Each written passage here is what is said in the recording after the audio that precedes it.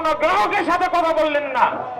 রাতের আঘাতে আপনি জনগণের পকেট কাটার ব্যবস্থা করলেন। আপনি বাসায় যে 500 টাকা লাইন চালান সেটা যদি আমি 800 টাকা করে দিই তখন কি আপনি আরো সার্ভিসটা নিতে ইচ্ছুক থাকবেন?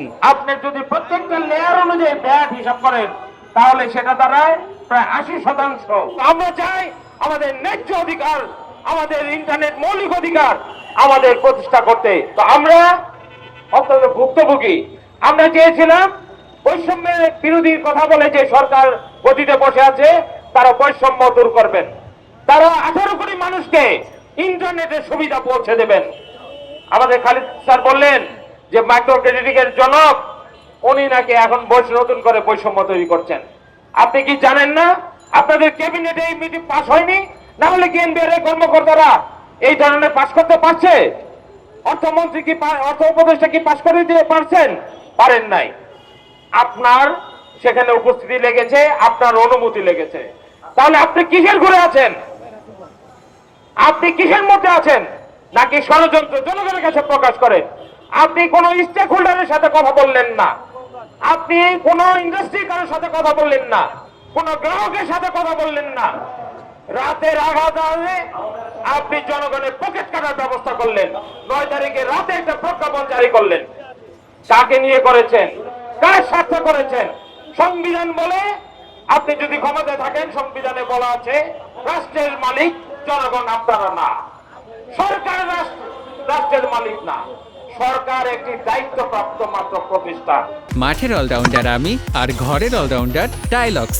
টাইলক্স টয়লেট ক্লিনার, ক্লিন মানেই টাইলক্স। আমরা এর প্রতিবাদ করেছি, প্রতিরোধ করেছি। আমরা এই সৈনিক, কিন্তু আমরা কখনো দাবি করি না আমরা সরকারের সুযোগ সুবিধা চাই না, কিন্তু আমরা চাই আমাদের ন্যায্য অধিকার, আমাদের ইন্টারনেট মৌলিক অধিকার আমাদের প্রতিষ্ঠা করতে। আপনার মোবাইল ইন্টারনেটে বলি, পত্রপত্রিকা টেলিভিশন দেখাচ্ছেন 56.3% ভ্যাট কেটে নেওয়া হবে, কিন্তু আসলে কি তাই? আপনি যদি প্রত্যেকটা লেয়ার অনুযায়ী ভ্যাট হিসাব করেন তাহলে সেটা দাঁড়ায় প্রায় 80%। ব্রডব্যান্ড ইন্টারনেটের যদি ভ্যাট হিসাব করেন, প্রত্যেকটা লেয়ার যুক্ত করেন, তাহলে এই ভ্যাটের পরিমাণ যা দেখছেন তার চেয়ে দ্বিগুণ। এই সব কিছু কিন্তু জনগণের পকেট থেকে আদায় করা হবে। এখন যে ফোনে ইন্টারনেট চলতেছে এটার দাম যদি আরো প্রাইস বাড়ায় দেওয়া হয়, বা আপনি বাসায় যে 500 টাকা লাইন চালান সেটা যদি আমি 800 টাকা করে দিই তখন কি আপনি আরো সার্ভিসটা নিতে ইচ্ছুক থাকবেন? আপনি কি ইন্টারনেট ব্যবহার কমাবেন? যারা ফ্রিল্যান্সার আছে, যারা হটস্পট ইউজ করে চালায়, আর যারা ইন্টারনেট ইউজ করে তাদের ক্ষেত্রে কি হবে? তারা যদি পুরো টাকাটা ইন্টারনেটের পিছনেই ঢালে, ডিভাইস কিনতে যদি ডিভাইসের দাম বাড়ায় দেয় তাহলে তারা কিভাবে কাজ করবে? এটা হচ্ছে মেন প্রবলেম। এর জন্য হইতেছে আজকের আন্দোলনটা। এখন তো দেশের অনেক ঘাটতি আছে। আমরা কি করতেছি, আমরা যে আমাদের ইন্টারনেট কিন্তু মৌলিক চাহিদার মধ্যে না, কিন্তু বর্তমানে আমাদের নিডের একটা থিং হয়ে গেছে, মৌলিক চাহিদার মধ্যে পড়ে গেছে।